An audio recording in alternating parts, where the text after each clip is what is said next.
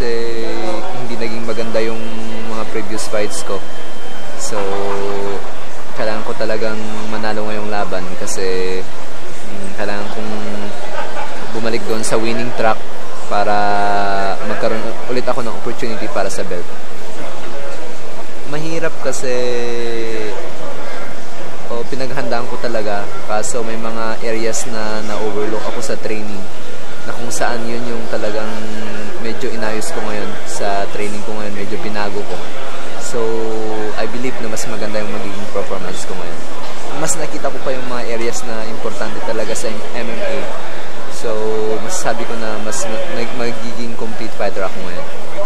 This is pinaka-best na makikita nyo pa.